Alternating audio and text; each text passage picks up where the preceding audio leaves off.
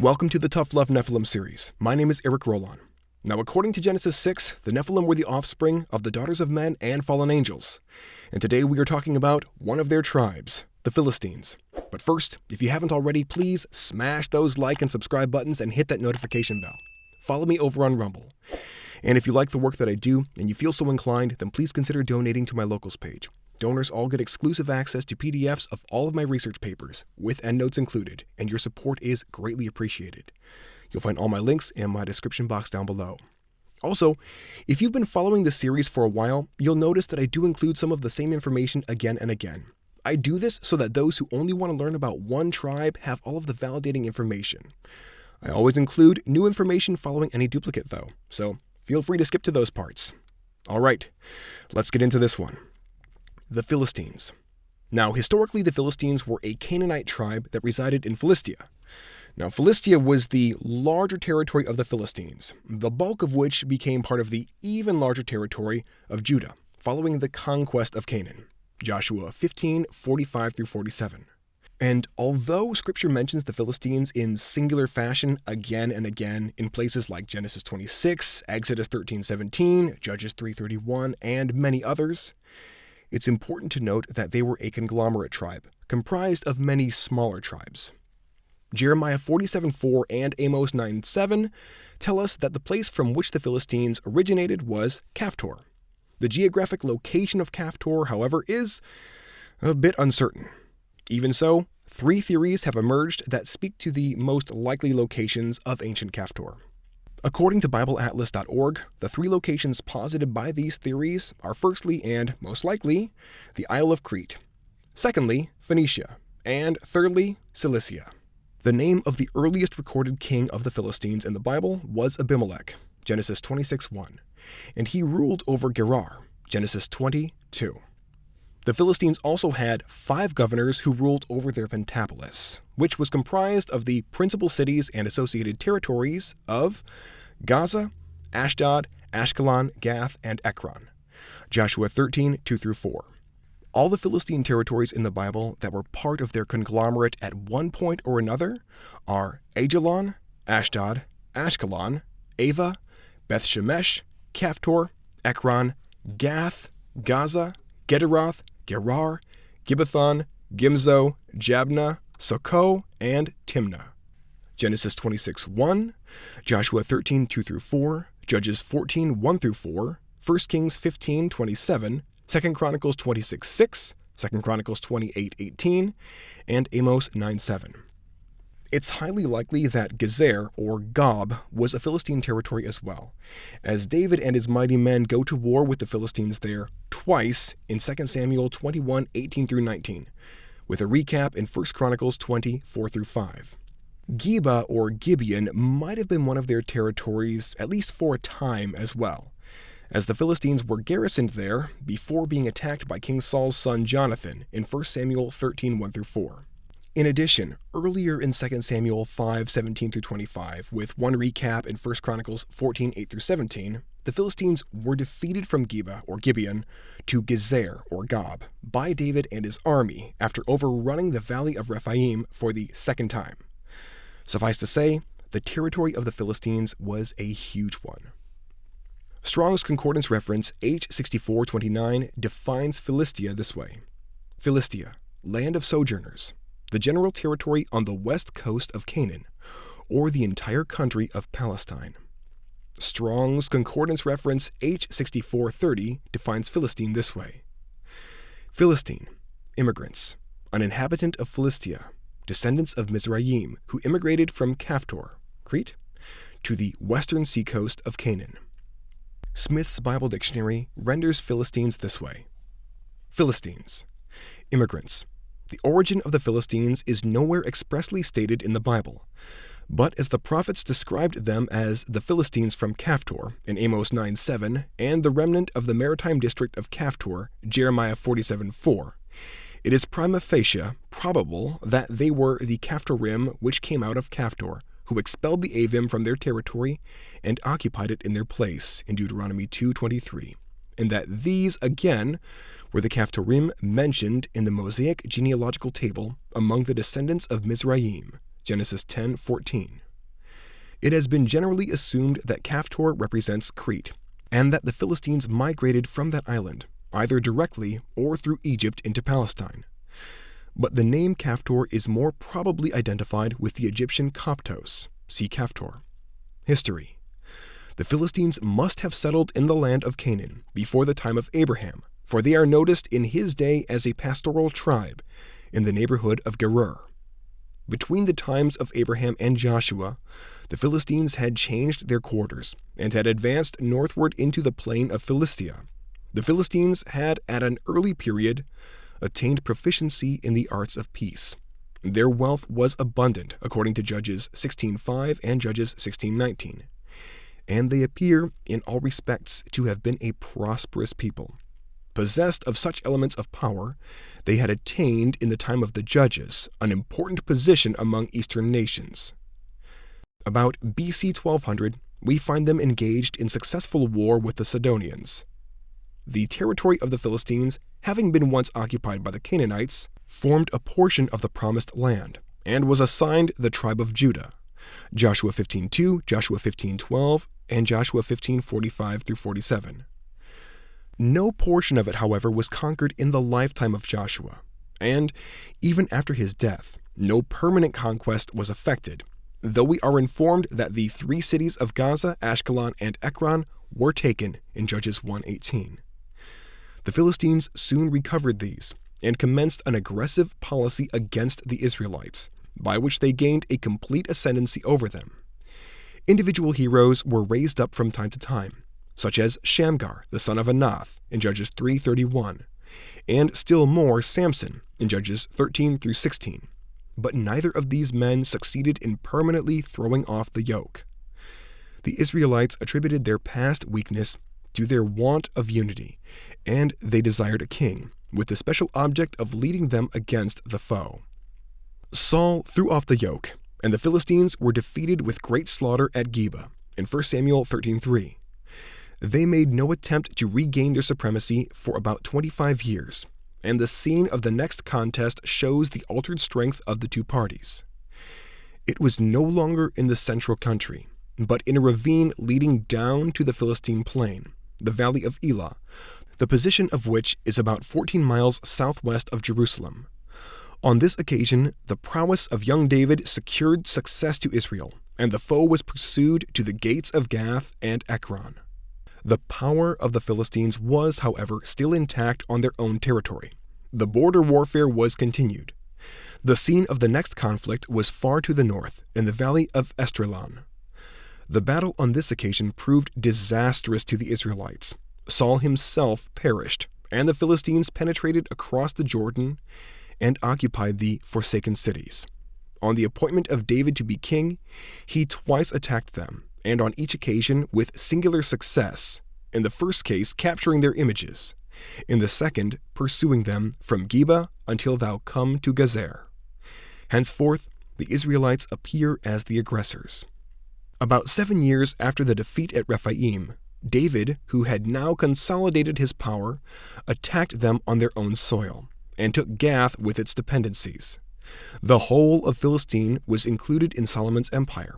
Later, when the Philistines, joined by the Syrians and Assyrians, made war on the kingdom of Israel, Hezekiah formed an alliance with the Egyptians as a counterpoise to the Assyrians, and the possession of Philistia became, henceforth, the turning point of the struggle between the two great empires of the East. The Assyrians under Tartan, the general of Sargon, made an expedition against Egypt and took Ashdod as the key of that country. Under Sennacherib, Philistia was again the scene of important operations. The Assyrian supremacy was restored by Esarhaddon, and it seems probable that the Assyrians retained their hold on Ashdod until its capture after a long siege by Psammetichus. It was about this time that Philistia was traversed by vast Scythian horde on their way to Egypt. Egyptian ascendancy was not as yet reestablished, for we find the next king, Necho, compelled to besiege Gaza on his return from the Battle of Megiddo. After the death of Necho, the contest was renewed between the Egyptians and the Chaldeans under Nebuchadnezzar, and the result was specially disastrous for the Philistines. The old hatred that the Philistines bore to the Jews was exhibited in acts of hostility at the time of the Babylonish captivity in Ezekiel 25:15-17. But on the return, this was somewhat abated, for some of the Jews married Philistine women, to the great scandal of their rulers. From this time, the history of Philistia is absorbed in the struggles of their neighboring kingdoms. The latest notices of the Philistines as a nation occur in 1 Maccabees 3-5. Institutions, religion, etc. With regard to the institutions of the Philistines, our information is very scant. The 5 chief cities had, as early as the days of Joshua, constituted themselves into a confederacy, restricted, however, in all probability to matters of offense and defense. Each was under the government of a prince, and each possessed its own territory. The Philistines appear to have been deeply imbued with superstition. They carried their idols with them on their campaigns, 2 Samuel 5:21, and proclaimed their victories in their presence, 1 Samuel 31:9. The gods whom they chiefly worshipped were Dagon, Ashtaroth, Herod, and Beelzebub. For those biblically well-read, you'll note that the Philistines were involved in that whole sordid and darkly humorous affair spanning 1 Samuel 4-7, involving the Ark of the Covenant, the Philistine god Dagon, golden mice, and golden hemorrhoids. The first time the Philistines are mentioned in the Bible is in the list of nations descended from Noah in Genesis 10. Genesis 10:1-14 and 1 Chronicles 1:1-12 state that the Philistines descended from Kasla, or Kasluhim, who was the son of Mizraim, who was fathered by Noah's son Ham. In Joshua 11:21-22, Joshua is on the warpath to eradicate the Anakim from the land of Canaan, some of which are specifically said to have resided in the Philistine territories of Gaza, Gath, and Ashdod, well before the birth and successive rule of King David. Joshua 11:21-23 reads, Then Joshua came at that time and eliminated the Anakim from the hill country, from Hebron, Debir, Anab, and from all the hill country of Judah, and all the hill country of Israel. Joshua utterly destroyed them with their cities. There were no Anakim left in the land of the sons of Israel. Only in Gaza, Gath, and Ashdod some remained. So Joshua took the whole land in accordance with everything that the Lord had spoken to Moses. And Joshua gave it as an inheritance to Israel, according to their divisions by their tribes. So the land was at rest from war. The giant Goliath, whom David slew in 1 Samuel 17, not only came from the Philistine territory of Gath, but was also titled in kingly fashion as Goliath from Gath, or Goliath of Gath. 1 Samuel 17:4-7 reads, Then a champion came forward from the army encampment of the Philistines, named Goliath from Gath. His height was 6 cubits and a span, and he had a bronze helmet on his head. And he wore scale armor, which weighed 5,000 shekels of bronze. He also had bronze greaves on his legs, and a bronze saber slung between his shoulders. The shaft of his spear was like a weaver's beam, and the head of his spear weighed 600 shekels of iron. And his shield carrier walked in front of him. Goliath was one big old boy, standing at a height of 6 cubits and a span. A cubit and a span were both ancient units of length measurement. And depending on which cubit you measure Goliath by, his size can vary dramatically. The cubit referenced most frequently in the Bible is the standard cubit. It was the length of a man's forearm, about 18 inches, or 45.72 centimeters. Genesis 6:16, Exodus 25:23, Deuteronomy 3:11, and others. There was a second cubit commonly used in biblical times called the royal or Egyptian royal cubit, and it was based off of measurements of the Great Pyramid of Giza. The royal cubit was 20.62 inches or 52.37 centimeters in length. A span, which is the distance from the thumb to the little finger on an outstretched hand, was about 9 inches or 22.86 centimeters in length. Exodus 28:16, 39:9, and 1 Samuel 17:4, and others. Measuring Goliath's height by the standard cubit puts him at a height of 9 feet 9 inches tall. Measuring his height by the royal cubit puts him at a hair under 11 feet and 3/4 of an inch. In talks that I've had with him on this subject and in his book, The Genesis 6 Conspiracy, author Gary Wayne makes a pretty compelling argument that suggests that given Goliath's royal Nephilim bloodline and the likelihood of him being a king in Gath, one could conclude that he would have been measured by the royal cubit. Either way you slice it, standing at 9 foot 9 inches or 11 foot and 3/4 of an inch tall, Goliath was one huge dude. Let's also consider Goliath's armory and weaponry laid out for us in 1 Samuel 17, 5-7. Verses 5-6 state that in addition to a bronze helmet, bronze greaves, and a bronze saber, Goliath wore scale armor that weighed 5,000 shekels of bronze. Verse 7 states that he also carried a massive spear, the head of which weighed 600 shekels of iron. Shekels were ancient units of weight measurement. The Bible references silver, gold, bronze, and iron shekels being used as units of measurement in Genesis 23:15, Genesis 24:22, 1 Samuel 17:5, 1 Samuel 17:7, and many others. A shekel of bronze weighed 0.37 ounces, and a shekel of iron weighed 0.445 ounces. This puts the weight of his scale armor at 115 pounds and 10 ounces, and the head of his spear alone at 16 pounds 11 ounces. Verse 7 also describes the shaft of Goliath's spear being like a weaver's beam. Most people would assume that this means his spear was super long, and they wouldn't necessarily be wrong. I'm sure Goliath's spear was long, but length isn't the thing being called into focus here. Traditional weaver's beams of the biblical day weren't always long, but they were girthy, between 2 to 2.5 inches in thickness.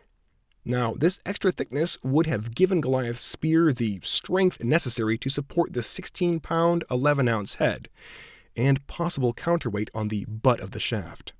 Taking all this into account, once Goliath took up his shield that his shield-bearer carried before him and was ready to rock, he was likely sporting several 100 pounds of gear. Not only was Goliath monstrous in size, but strength as well. Gath was a hotbed for Anakim giants.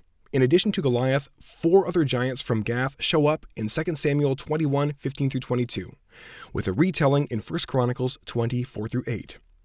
One of these 4 giants is also named Goliath, and more specifically, Goliath the Gittite, suggesting that the name Goliath could be a sort of title among the Philistines of Gath. Although 1 Chronicles 20 verse 5 tells us that his name was Lami, and he was the brother of Goliath the Gittite. So, it's possible that he went by either name. 2 Samuel 21:15-22 reads, "Now when the Philistines were at war with Israel again, David went down, and his servants with him, and when they fought against the Philistines, David became weary. Then Ishbi-Benob, who was among the descendants of the giant, the weight of whose spear was 300 shekels of bronze in weight, had strapped on a new sword, and he intended to kill David. But Abishai, the son of Zeruiah, helped him, and struck the Philistine and killed him. Then David's men swore to him, saying, 'You shall not go out again with us to battle, so that you do not extinguish the lamp of Israel.' Now it came about after this that there was war again with the Philistines at Gob. Then Sibbecai the Hushathite struck and killed Saph, who was among the descendants of the giant. And there was war with the Philistines again at Gob, and Elhanan the son of Jerah-Oregim, the Bethlehemite, killed Goliath the Gittite, the shaft of whose spear was like a weaver's beam. And there was war at Gath again, where there was a man of great stature who had 6 fingers on each hand and 6 toes on each foot, 24 in number, and he also had been born to the giant. When he defied Israel, Jonathan the son of Shimei, David's brother, struck and killed him. These 4 were born to the giant at Gath, and they fell by the hand of David and by the hand of his servants." What a time to have been alive! The Philistines produced some real monsters, but size and strength aren't everything. The fact that David and his mighty men killed these bruisers is a testament to how skilled and lethal they were. We know from Joshua 13:2-4 that the Philistines were Canaanites. Joshua 13:2-4 reads, "This is the land that remains, all the regions of the Philistines, and all those of the Geshurites, from the Shihor which is east of Egypt, even as far as the border of Ekron to the north. It is counted as Canaanite. The 5 governors of the Philistines, the Gazite, the Ashdodite, the Ashkelonite, the Gittite, the Ekronite, and the Avite to the south. In Numbers 13, when Israel's spies returned from their 40-day reconnaissance mission in the land of Canaan, they gave their report of the land and its fierce inhabitants. They identified the Canaanites, along with the Amalekites, Hittites, Jebusites, and Amorites residing in the land as the descendants of Anak. Numbers 13:28-29. Numbers 13:28-29 reads as follows. Nevertheless, the people who live in the land are strong, and the cities are fortified and very large. And indeed we saw the descendants of Anak there. Amalek is living in the land of the Negev. The Hittites, the Jebusites, and the Amorites are living in the hill country, and the Canaanites are living by the sea and by the side of the Jordan. After this initial report, Caleb steps up to calm everybody down and encourage them. But 10 of our 12 spies are having none of it. In their continued report in Numbers 13:30-33, the spies go on to describe the sons of Anak, not just as people of great height, but as Nephilim. Numbers 13:30-33 reads, Then Caleb quieted the people before Moses and said, We should by all means go up and take possession of it, for we will certainly prevail over it. But the men who had gone up with him said, We are not able to go up against the people, because they are too strong for us. So they brought a bad report of the land which they had spied out to the sons of Israel, saying, The land through which we have gone to spy out is a land that devours its inhabitants, and all the people whom we saw in it are people of great stature. We also saw the Nephilim there. The sons of Anak are part of the Nephilim, and we were like grasshoppers in our own sight, and so we were in their sight.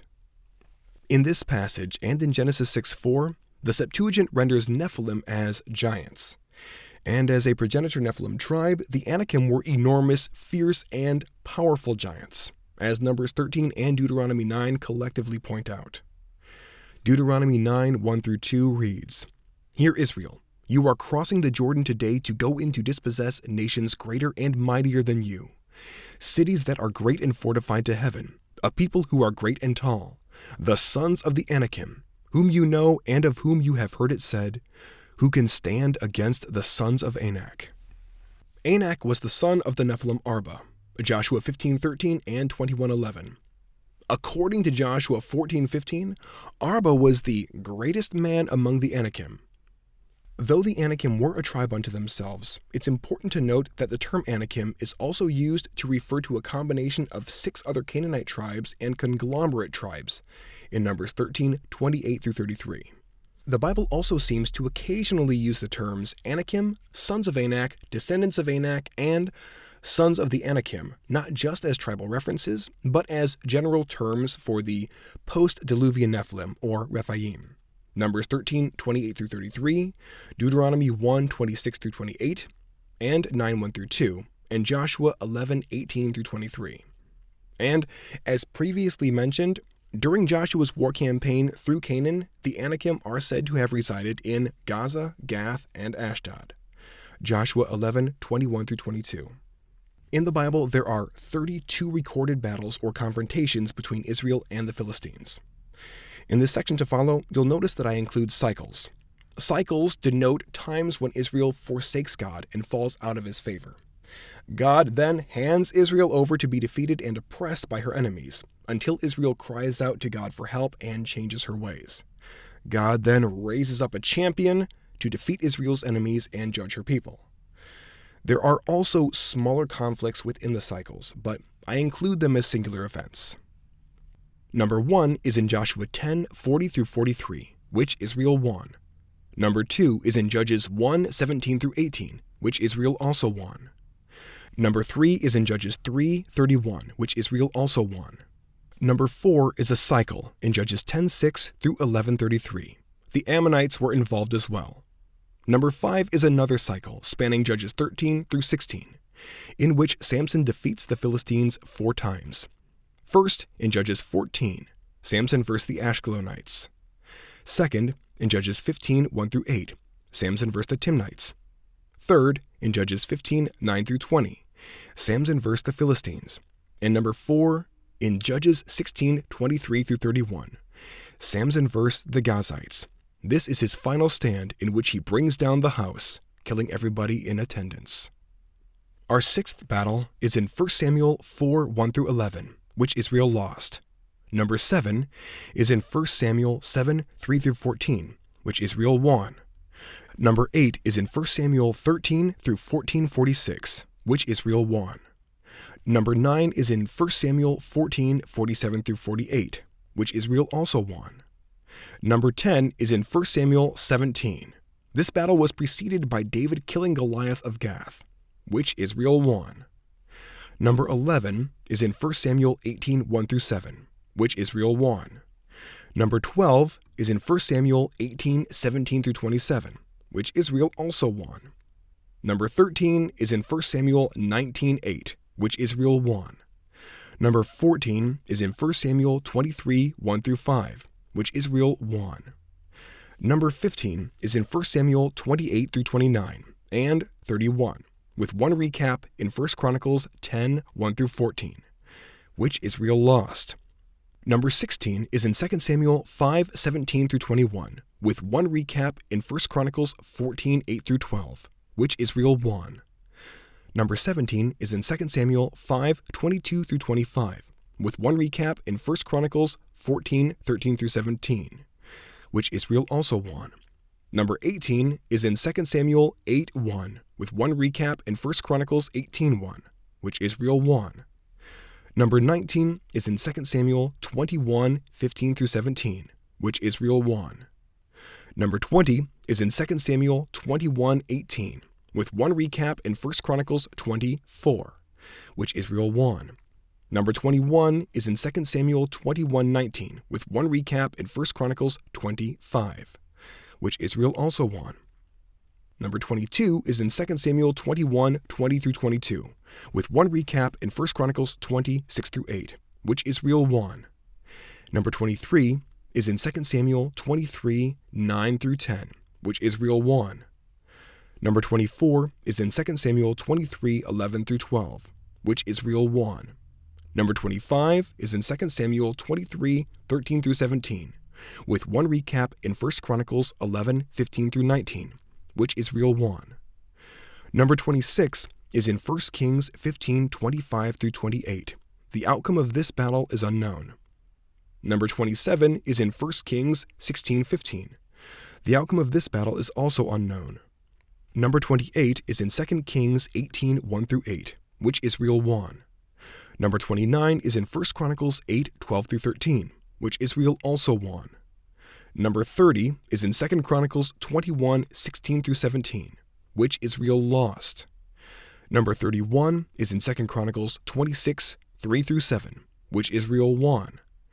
And number 32 is in 2 Chronicles 28, 16-19, which Israel lost. In Numbers 33, as Israel is gearing up to cross the Jordan River into the land of Canaan, God gives them strict instructions through Moses as to how they were to deal with the inhabitants of the promised land. Numbers 33, 50-53 reads, "Then the Lord spoke to Moses in the plains of Moab by the Jordan opposite Jericho, saying, 'Speak to the sons of Israel and say to them, when you cross the Jordan into the land of Canaan, you shall drive out all the inhabitants of the land from you, and destroy all their idolatrous sculptures, destroy all their cast metal images, and eliminate all their high places. And you shall take possession of the land and live in it, for I have given the land to you to possess it.'" In Numbers 33, 55-56, God warns Israel of the grievous price they will have to pay for failing to carry out his commands concerning the Canaanites. Numbers 33, 55-56 reads, "But if you do not drive out the inhabitants of the land from you, then it will come about that those whom you let remain of them will be like thorns in your eyes and like pricks in your sides, and they will trouble you in the land in which you live. And just as I plan to do to them, I will do to you." The Philistines proved to be just such a bramble bush of thorns. Because Israel failed to completely eradicate them during their initial conquest of Canaan, spanning the entire book of Joshua, the Philistines would go on to harass and beset Israel with death and oppression again and again and again throughout much of the Old Testament. This was the cost for not following God's command to the letter. The final mention of the Philistines in the Bible is in Zechariah 9:1-8, as God is pronouncing judgment on Israel's enemies. All that said, the Philistines were definitively a Nephilim tribe. Thank you so much for checking out this video. I hope you enjoyed, and I hope you learned a thing or two. Once again, please smash those like and subscribe buttons, hit that notification bell, follow me over on Rumble, and if you feel so inclined, please donate to the locals page. All right, everyone. I'll see you on the next one. Take care and God bless.